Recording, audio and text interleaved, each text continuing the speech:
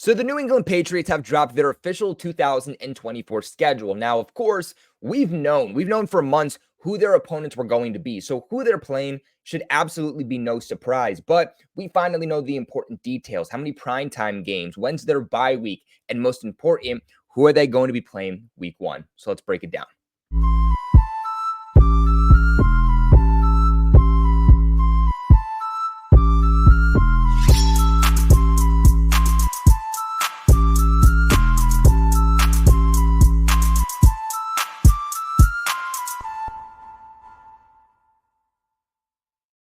And first off, guys, too, please excuse this video coming out a little bit later. I would have dropped it as soon as the schedule dropped here on my channel, but unfortunately, we did have to go on Bleacher Report, which shout out to all you that tuned in for that once the schedule dropped. And then right after Bleacher Report, when we broke down the schedule, we were on the AFC East roundtable breaking down the schedule too. But first and foremost, a couple of details before we hop into the schedule is that the Patriots will be traveling the 4th most out of every single team in the NFL this upcoming season.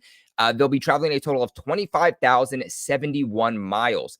The teams that are ahead of the Patriots is 1, the Chargers with 26,000 miles, the Dolphins with 25,000 miles, and the Seahawks also with 25,000 miles too. In terms of strength of the schedule for the Patriots, they will have the 10th hardest schedule according to NFL strength of the schedule. Obviously, it's not going to be easy. It's not going to be easy for the Patriots, but it's at least a step back compared to what they had to face in the 2023 season, where they had the hardest schedule in the National Football League. Also, something that's boding a little well for the Patriots is, hey, they at least have an easier schedule than one team in the AFC East, and that is the Buffalo Bills, who I believe they have the 6th or 7th hardest schedule according to strength of the schedule. And I've already seen the comments. I already know what everybody's going to say. How do the Patriots only have the 10th hardest schedule in the National Football League? Looking at the schedule alone, it looks like the Patriots for like the first month potentially don't even win a game. Like, this is a hard schedule when you give your first glance at it. But what you have to remember is that who teams play and how the schedule is kind of based off of is how the previous season also went. So, when you look at a team like the Bengals, they had a down year. So realistically, yes, they are a Super Bowl contender, but in terms of building the schedule and strength of the schedule, they were a team that didn't even make the playoffs last year. Same thing with the Jags, a playoff team, but they didn't make the playoffs last year. Same thing with the Seahawks. You even have the Cardinals, who are much better than the record predicted last year because of the injuries with Kyler Murray at quarterback. Kind of the same issues there with the Chargers. They have more overall talent than what the record showed last year. Now, in terms of the bye week, I think that a lot of people are going to look at it as a week 14 bye and say, I don't like it. It should have been a little bit earlier. And I think ideally a couple weeks earlier would have been that sweet spot. Like maybe right after that London international game would have been the most ideal just because of all the traveling they're going to have to do. Give them an extra week to prepare, but not just prepare, but also kind of work around the jet lag that the team is going to have. I mean, having to play a game a week later, it's better than being on a short week, but that would have been the prime time to, I think, have had that bye week. But I'm not against it. I'd rather have a bye week that is going to be a little bit later than a bye week that is going to be, the earliest in the NFL in way too soon. The reason that I'm looking at this bye week, though, is a potential quarterback change. Now, obviously, we don't know the quarterback that is going to be starting for the Patriots this upcoming season. It could be Jacoby Brissett. It could be Drake Maye. And at the end of the day, the Patriots, if they want to make a quarterback change, they very well could do it before the bye week, or the bye week could come and they don't want to switch quarterbacks whatsoever. There's a lot of details we do still need to figure out. But if Jacoby Brissett does end up winning the starting job, but the Patriots say we would like to start Drake Maye still at some point in the season, that bye week would make a lot of sense. After the game against the Colts, you go in and you give Drake Maye, you give the entire offense that extra week to build chemistry and build that continuity by changing your starting quarterback, because for the majority of the season, they had been playing, in this case, with Jacoby Brissett. Then Drake Maye would be able to come in and for the last 4 games of the season, play 2 of those on the road. So he has road experience, but 2 of those games also at home. Not to mention that 2 out of those 4 games are also against an in-division rival that he would get experience against also. And if things don't go too well for him, the offensive line isn't holding up, the team is having issues switching from quarterback to quarterback, well, it's only 4 games. So overall, it shouldn't affect his mechanics. It shouldn't speed up his internal clock. Honestly, for me, I think what the quarterback situation is going to look like is very dependent on where the Patriots are heading into the bye week.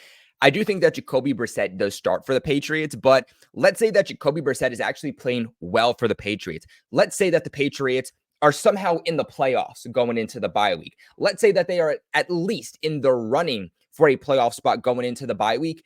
You can't change the quarterback, okay? Just because you're messing up the continuity, like I mentioned, but also that's very disrespectful to a guy who is getting you into contention. So if that's the case, I do think that they ride it out with Jacoby Brissett until they are officially eliminated from playoff contention, and that's when you can make a quarterback change. It would be very wrong if Jacoby Brissett gets you into the conversation for the playoffs, and then the last couple of weeks you give Drake Maye, the keys to the team. Now, I said the same thing on Bleacher Report that I'm about to say to you guys now, and this was my exact thoughts when I saw the official schedule released, and that is you look at how the schedule is kind of based, and it's hard all over. It's hard all over, but it is especially hard up front. Like that first, month and a half is going to be brutal for the Patriots. Bengals, Seahawks, Aaron Rodgers, prime time for the Jets' first home game, the 49ers, the Texans, Miami, right? The London International game. Then you're back with Aaron Rodgers and the Jets. Like, it is going to be a hard, first half, first month or two for the Patriots with the schedule. But I think then it starts to ease up a little bit. Not just that, too, but you're kind of hoping that as each week goes on, the Patriots are going to be able to find their identity. It's very likely that the Patriots struggle in the beginning because they're not exactly sure who they are, what their identity is. This is Jerod Mayo's first season. I mean, week 1's going to be his first game ever coaching as a head coach at the NFL level. But I just think that you're hoping that as the season progresses, they can get into their own rhythm and find their own rhythm and get their footing. And I think that's when it eases up too. A game like the Titans is very winnable. A game like the Bears, spoiler alert, I do have them losing the game against the Bears, but the Bears are also a very new team, a very raw team who are still trying to even find their own footing. So that's an interesting game.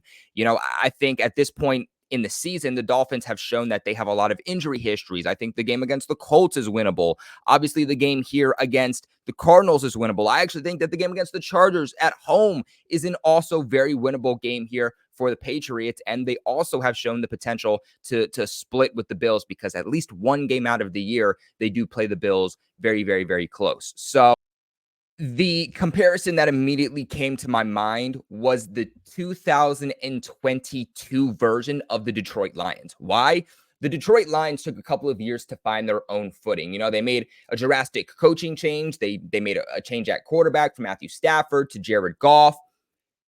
But after a couple of years, they built that continuity. They built that atmosphere in the locker room, and it didn't translate in the beginning of the season because in 2022, the Detroit Lions had a really, really tough season. But by the end of the season, they were being talked about as a team that potentially made the playoffs for the NFC. Now, ultimately, I think, were like a game or two away from squeezing into the playoffs, but they were able to carry that momentum from the second half of the season in 2022, carry that into 2023, and they almost honestly, I don't mind the hard part of the Patriots schedule being in the beginning of the season rather than late in the season, because again, I think how they're going to go into the 2025 offseason, both mentally and physically, is all going to be based off of how they finish this 2024 season. I think something the Patriots will have going for them also in terms of momentum to start this season is going to be the fact that nobody, not including us, not including any of these opponents, are going to know the philosophy that the Patriots are built around. Offensively, defensively, what type of team are they? How do you game plan against a team that you have never, ever seen before? The Patriots have a new quarterback. They have a new head coach. They have a new offensive coordinator, defensive coordinator. The entire offensive side of the ball in terms of coaching staff and even a lot of the players are also going to be brand new. So, with that being said, I do think that even early on in the season, the Patriots could play some close games. Maybe they squeak out, one of these tough matchups because teams just don't exactly know how to prepare for the New England Patriots. But these are my overall thoughts on the Patriots schedule for the 2024 season. Like I said, I'm not going to give my way too early record prediction in this video. That is going to drop later this week. I'll break down each game. I'll break down my thoughts, but keep in mind, guys, it is way, way, way too early to give our final thoughts on each of these games. Why? Teams are still adding to their rosters. They're going to be releasing players. We still have to get to roster cutdowns. We have to see how these guys are performing in training camp. Unfortunately, it's inevitable that there are also going to be injuries up until the start of the 2024 season too, which will play big factors in all of these games. But guys, what were your initial thoughts on the Patriots 2024 schedule? Let me know in the comment section below. Remember to leave a big like on this video and of course, subscribe to the channel for all of your New England Patriots news. Appreciate you guys so much for watching. And of course, never forget, go Pats.